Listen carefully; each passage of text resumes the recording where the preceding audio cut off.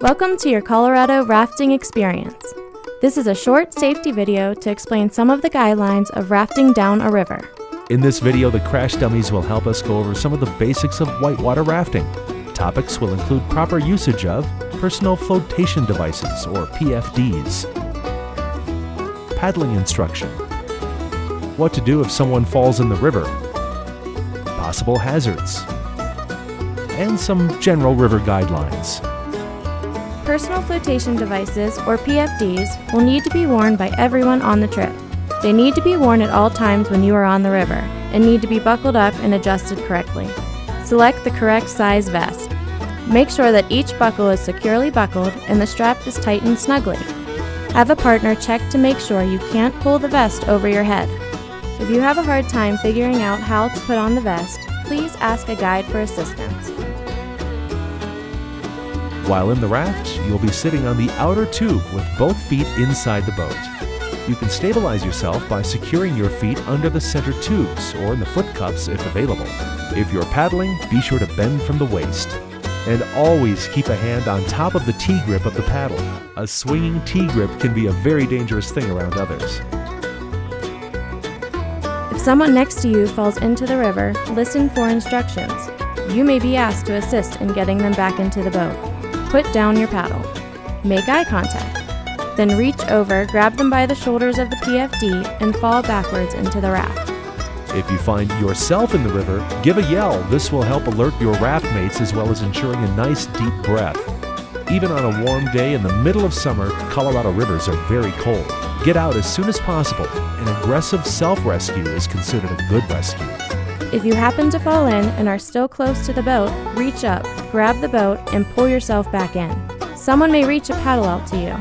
However, if you find yourself in the water and out of reach of the boat, immediately start to swim back to the boat or to the shore, whichever is closest. If possible, swim in an upstream diagonal direction, and don't forget to use your legs and kick. In some cases, someone may toss you a throw bag and yell, "Rope!" This will usually come from the shore, but may come from the boat.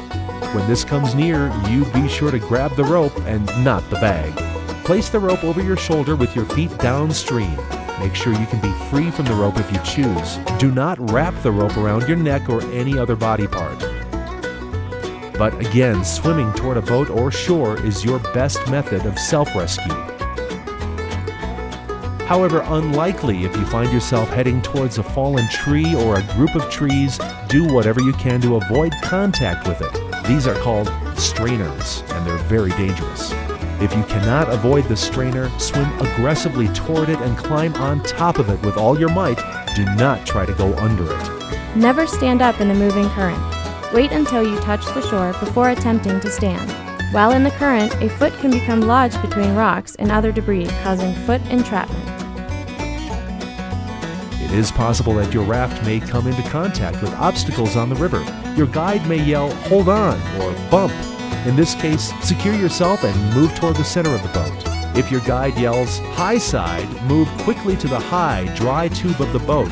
Usually this will be the side of the boat that had come into contact with an obstacle, which will be on the downstream side. In the unlikely chance that the raft does flip, don't panic.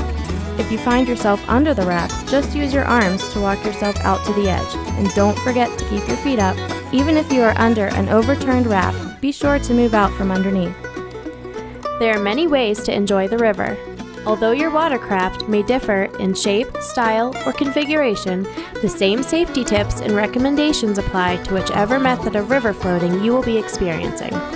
If you are interested in any other methods of river adventure, please ask your raft guide for recommendations. Boating is an outdoor activity that has inherent risks which you are assuming. Please read and understand the release of liability before signing.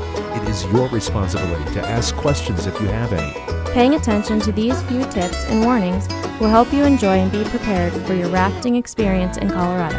We hope you have an enjoyable and safe visit.